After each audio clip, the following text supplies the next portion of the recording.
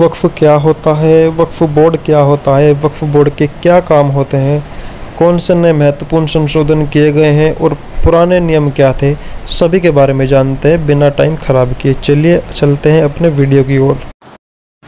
जय हिंद, नमस्कार साथियों। आज का हमारा टॉपिक बहुत ही ज़्यादा महत्वपूर्ण होने वाला है, खासकर एग्ज़ाम की तैयारी कर रहे छात्रों के लिए। ये टॉपिक आम नागरिकों के लिए भी बहुत ही ज़्यादा महत्वपूर्ण होने वाला है, ताकि उन्हें भी अपने देश में हो रहे संशोधनों के बारे में पता चल सके कि हमारे देश के कानून में क्या संशोधन हुआ है। तो इस वीडियो के माध्यम से हम वक्फ बोर्ड में हो रहे नए संशोधन के बारे में जानेंगे कि वक्फ बोर्ड अधिनियम में कौन से नए महत्वपूर्ण सबसे खास संशोधन किए गए हैं। वक्फ बोर्ड के संशोधन के बारे में हमें जानने से पहले यह जानना बहुत ही ज़्यादा ज़रूरी है कि वक्फ किसे कहते हैं और वक्फ का क्या अर्थ होता है। वक्फ अरबी भाषा का शब्द है जो वकूफ़ा से बना है। वकूफ़ा का मतलब होता है रोकना, ठहराना या सुरक्षित करना, और इसी से वक्फ शब्द बना है।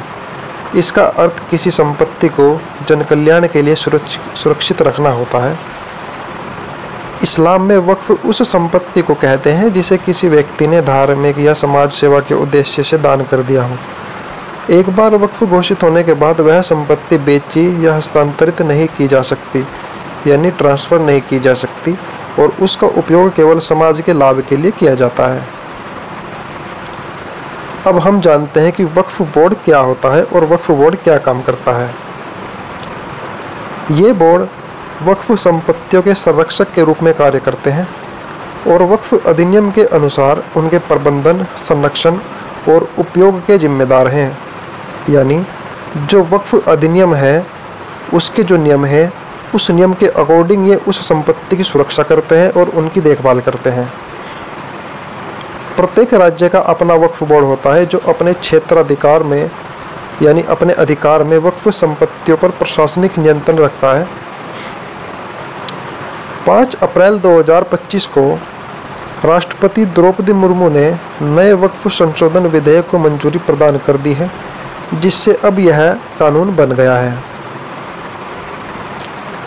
अब हम वक्फ अधिनियम के कुछ महत्वपूर्ण संशोधन के बारे में बात करेंगे, जो कि सबसे खास और सबसे ज़्यादा महत्वपूर्ण संशोधन है। और इन संशोधनों के बारे में हम यह भी जानेंगे कि पहले इसमें क्या व्यवस्था थी संशोधन होने से पहले।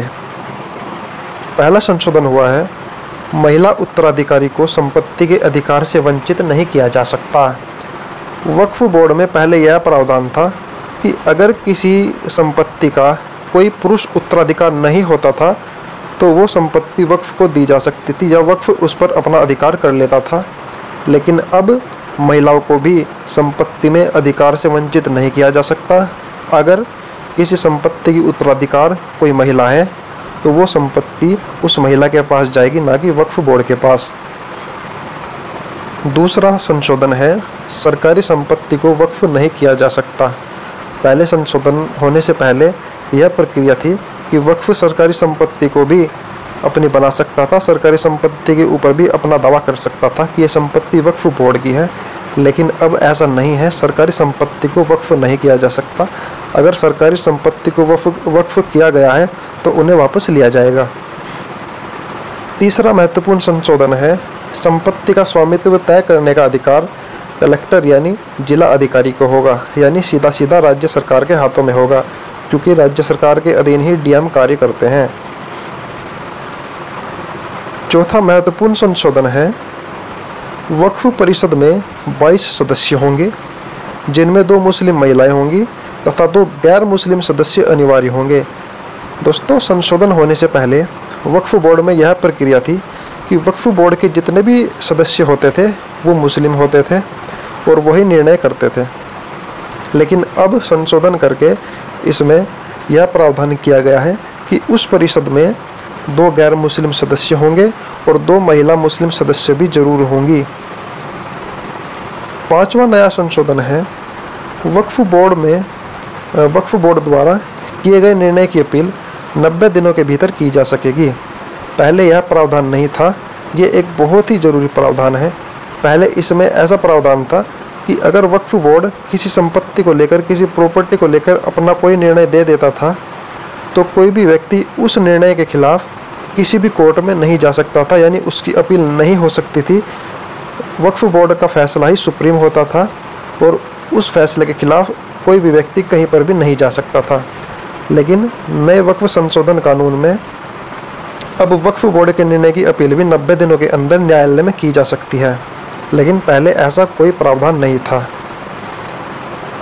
छठा है, वक्फ बोर्ड वक्फ के बैंक खातों की जांच करने का अधिकार सरकार के पास होगा। सरकार चाहे तो वक्फ बोर्ड के खातों की जांच करा सकती है कि उसके पास कितना धन है।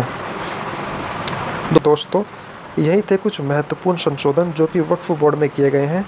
अगर जानकारी पसंद आई तो वीडियो को लाइक ज़रूर करना। मिलते हैं आपसे अगली एक और शानदार इन्फॉर्मेटिव वीडियो के साथ। तब तक अपना ध्यान रखिए, स्वस्थ रहिए। जय हिंद, वंदे मातरम।